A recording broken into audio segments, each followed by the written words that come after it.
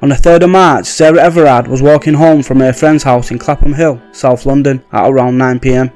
She was approached by a police officer, someone she should have felt safe and protected by. After all, it's their job to serve and protect the public. But sadly, this wasn't the case. Growing up in the picturesque city of York, Sarah, being the youngest of 3 siblings, lived with her parents, brother and sister. Sarah was born in Surrey in 1987 but moved to York in her early childhood. Her former head teacher at Fulford School remembered Sarah as a popular, well-liked member of the community. From 05 to 08, Sarah studied human geography at St Cuthbert's at Durham University before moving to London to start work as a marketing accounts manager. Like many graduates, she chose to live in Brixton, a popular hotspot for young professionals. Since moving to London, according to her LinkedIn profile, she worked at several marketing and PR agencies, graduating from a senior account manager to a group account director between 2009 and 2020. By all accounts, she was a kind, caring, funny and intelligent young lady. On Wednesday the 3rd of March, Sarah left her home to make her way to her friend's house in Clapham.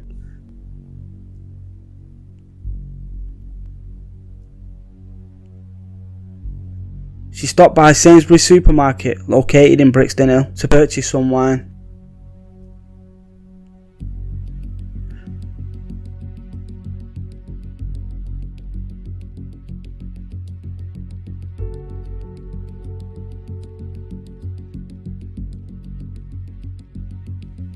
Sarah then continued her journey to her friend's house.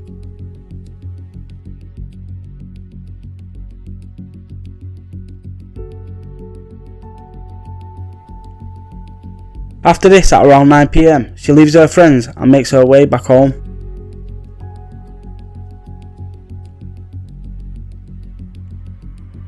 She's captured on CCTV where she can be seen on the phone to her boyfriend. A camera on Cavendish Road picks her up. Shortly after, she would run into Wayne Couzens. Wayne was born in 1972 in Dover, Kent. He was serving with the Metropolitan Police as a police constable and firearms officer. He was assigned to the Parliamentary and Diplomatic Protection Group. These officers are an armed unit responsible for guarding the parliamentary estate, including Downing Street and the Palace of Westminster.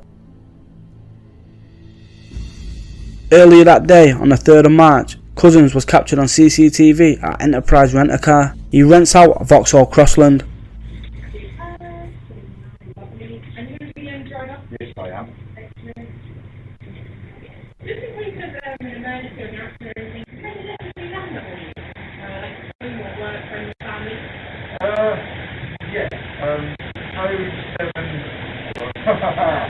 At 8 PM, Couzens is spotted in Tesco's in Kensington, West London, where he buys a pack of 14 hairbands.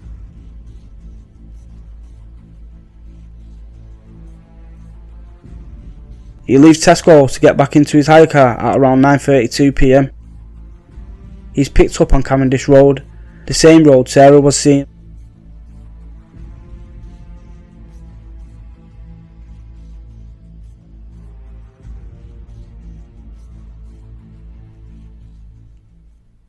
Couzens was prowling the streets. In the prosecution's words, he was hunting for a lone young female to kidnap.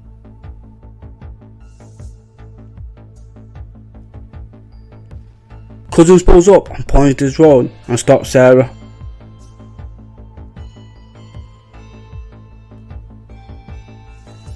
Going back to the 10th of February, Couzens orders a police standard issue handcuff key off Amazon. This was used to convince Sarah he was an on-duty police officer. Couzens approached Sarah and claimed he was arresting her for breaching the COVID-19 regulations. A bus camera captures them together.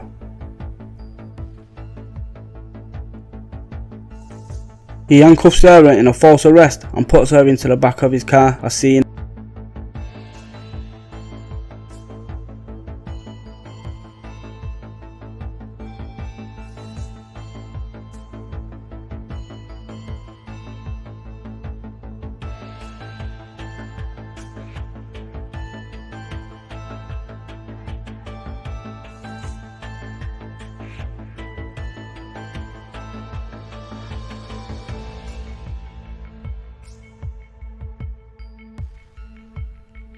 He then sets off on an 18-mile drive towards Kent.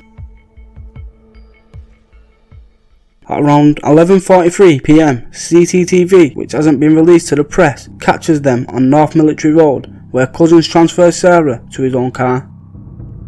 Although probably feeling scared, distressed and very uneasy, Sarah is seen alive at this point. 10 minutes pass, and between 11:53 PM and 12:57 PM, Couzens' phone pings off a cell tower in the Sibbertswold area, an area Couzens knew well. This was the last time Sarah was known to be alive. Prosecution believes this was when Couzens sexually assaulted and murdered Sarah. It's disturbing to see Couzens' movement after this, how calm and unbothered he seems, and has people questioning if this is the first time he has done this. At 2:34 AM, an hour later, Couzens visits BP Dover self-service. Here he purchases 2 bottles of water and apple juice and a Lucozade orange. On the 4th of March, the alarm was raised as Sarah never texted her friend to let her know she arrived home. She also failed to attend a scheduled meeting with a client. This was very unusual for Sarah, so her boyfriend reported Sarah as missing. Meanwhile, CCTV is still picking up Couzens' movements. At 7:30 AM, Couzens returns to North Military Road. He switches back to the hire car. 45 minutes later, he is seen in Costa Coffee on Biggin Street, Dover. He buys a hot chocolate and a Bakewell tart. 15 minutes later, Couzens returns the hire car back to Enterprise after racking up more than 300 miles. At 9:20 AM to 9:37 AM, Couzens arrives in Sandwich, Kent. He disposes of Sarah's phone by throwing it into the river.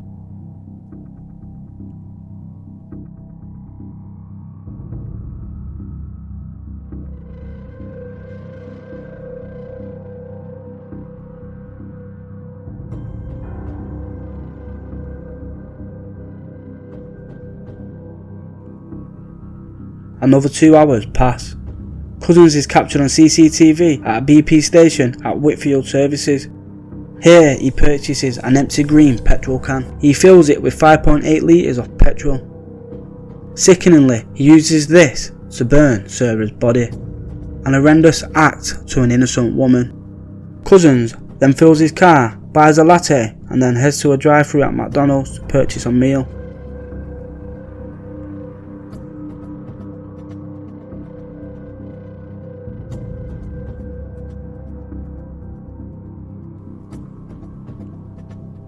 At 12:40 PM, the Seat belonging to Couzens is spotted in Holdswood.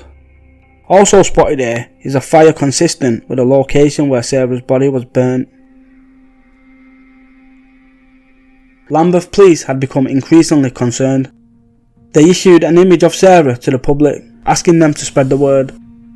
Sarah's family and friends retraced the steps Sarah took, searching for any clues.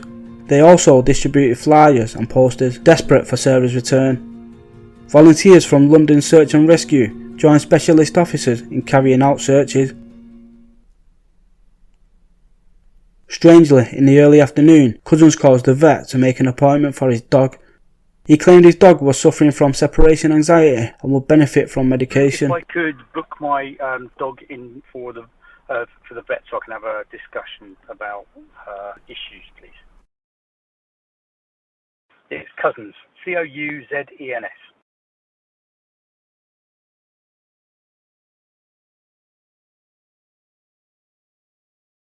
Is Maddie.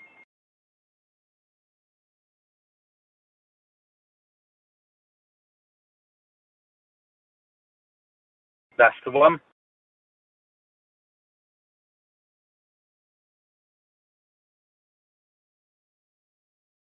No, that's fine. I work shift work, so either, let me think, but would it be possible the Friday the 12th?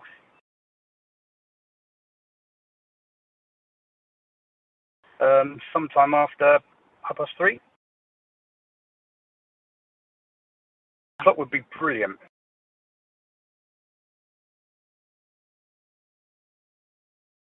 Yep, no, that's fine. We think she's suffering from like separation anxiety, and we have tried absolutely everything. We've tried sort of like to give her puzzles and bits and pieces, treat puzzles and everything. We take her for walks every single day, but we've been told I've got a camera set up as well, but we've been told reliably by our neighbours, so we know there's issues, and she just barks and howls constantly all day. But obviously, when we're there, and then when we come home, she's like so excited and worked up that she kind of wheezes and she's shaking. But where she jumps up and she's got longer claws, she like scratches the kids, she scratches us. Not all by accident, but we're just wondering. We have read online about if it gets to quite a bad degree of separation anxiety, then potential medications like try and calm her down. So that's what we want to talk to the vet about, really, and a way forward with it. CCTV picks Couzens up at 1:43 p.m.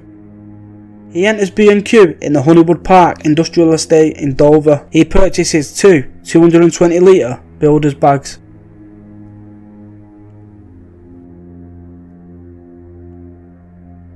Between 2:50 p.m. and 3:40 p.m, Couzens was back in Holdswood. He put Sarah's remains into the builder's bags and transfers them to a nearby pond. 2 days later, on the 7th of March, Couzens bizarrely took his family for a trip to Holdswood. His children played near the location Sarah's body was burnt. On a Saturday, Couzens sent an email to his supervisor. He stated he wanted to avoid firearms duties and remain away from work. On Monday, when he was doing work, he called in sick. The following day, Couzens wiped all his phone data. He does this at 7:11 p.m. 40 minutes later, due to evidence pointing towards Couzens being the main suspect, former colleagues visit his address. Right.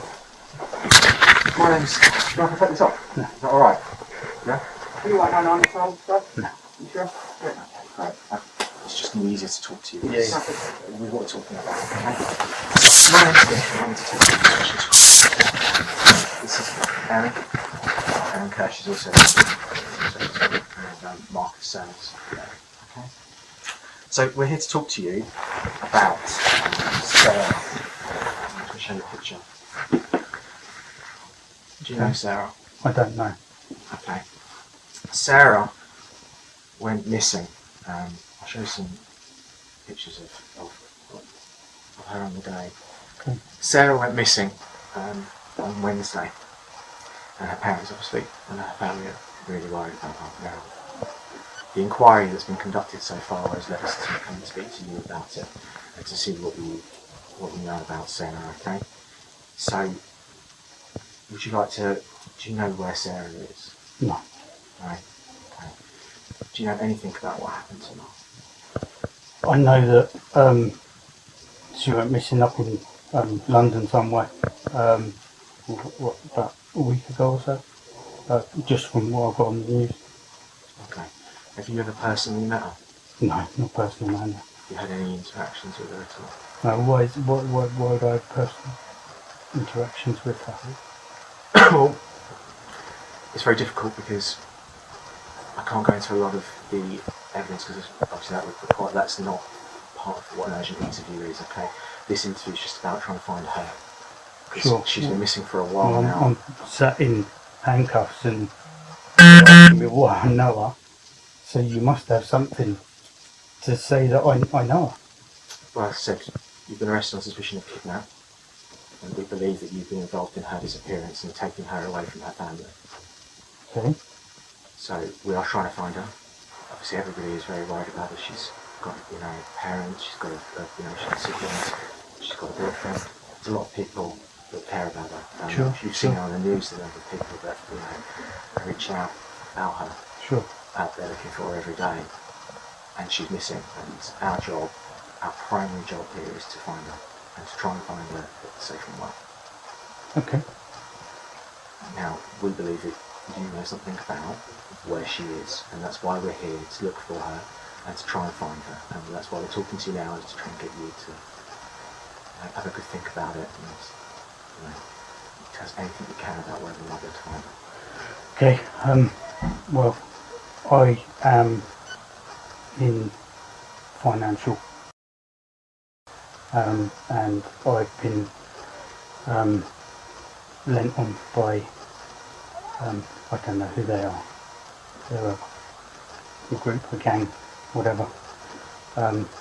And they told me, right, I need to go and pick up girls and give them to them. So I said, not happening. And it then came through that they're going to harm my family, take them away, and they'll use them instead. At that point I had no option to try and find somebody. So I don't, there's a couple of names. I was told a place to take her. That's it. That is all I know. I handed it to this group of people. Tell me about them. I need to find them. Tell me everything you know that I think that you'll help me. There was a white Sprinter van. They it was between sort of Len and Maidstone area that I dropped her off. I still don't know. I don't know. They just I just parked my car up, and then the van come up behind me, flashed me, and they all jumped out, and then they took this girl. They said you've done good, and I don't know whether my family's going to be alright still. But they threatened to take my family away from me. So at that point, I'm doing what I can to protect my family. That's it. So all I know is that it was a roundabout. We could drive there now. I could show you, but roughly I don't know Lenham Maidstone area at all. If we did it on Google, if we did it on Google Maps, like Google Earth, if we drove it, would you be able to do it? I drove from Ashford to Maidstone. Yeah. Okay. Yeah. There's a roundabout that breaks up, I guess. So this is the first big roundabout that you come to. And you would carry straight over to Maidstone, but instead I went round that roundabout and back up another road. And at that point, I was flashed and pulled over. You guys got out, opened my door, opened that door, pushed me out against the front of the car, took the girl, drove off. That's it. They said we'll be in touch. So I'm here, I'm off work with stress because I'm here to protect my family. I want to be here 24/7 for my family. They come from my family. I've got nothing myself. I've got no choice. I'll go back through the route with you in a minute, alright? But how do they contact you? How did you contact them? I tried to throw one of their call girls and rip her off. So she's told them, and they've got me. So how do they? No, but what I mean is, how do they contact you? How is it they've been in contact with you to make these threats? They just tell me, be here, be here. So Hotel Burston down in Folkestone, got to be here. Okay, so I turned up. I've got no mobile number, and they have got my mobile number. They haven't. They're obviously outside watching, following. I just, honestly. How are they telling you to be there? Be there? How is it they're giving those directions? Yeah, they'll come outside. So they'll be outside here. Yeah. And then they'll say, right, you're going to be in Folkestone at this time, or you're going to be in Ashford at this time. That's it. There's no links, no telephone numbers. I'm completely on my own, but at the same time being threatened. It had Romanian plates on the van, white, like Mercedes Sprinter type van. There's a transporter. After giving an elaborate story of being threatened by a gang and being concerned for the safety of his family, Couzens was arrested and taken into police custody. At 4:45 PM on March the 10th, a body was discovered in Woodland area in Kent. A while after tests were done, sadly the body was identified as Sarah. She was discovered 100 metres from land owned by Couzens. Couzens had been displaying heinous behaviour long before committing this horrific crime, stretching back as far as 2002. According to the sentence hearing, colleagues were aware that Couzens was attracted to violent sexual content viewed online. In 2011, Couzens joined the Civil Nuclear Constabulary. It's reported colleagues nicknamed Couzens the rapist, as he made female colleagues feel uncomfortable. In June 2015, it's alleged that Kent police failed to investigate an indecent exposure report linked to Couzens. The incident involved a man being naked from the waist down in a car in Dover. It's now being looked into. Just days before murdering Sarah, Couzens was linked to 2 allegations of indecent exposure at McDonald's in London. It's claimed Scotland Yard failed to investigate. Couzens eventually pleaded guilty to all charges brought against him on the 9th of June. He was sentenced to life in prison with a whole life order. This means he will never have the chance to be released from prison. Over $525,000 has been raised for the Remembrance of Sarah Everard charity. A charity raising awareness for personal safety. You can find the link in the description.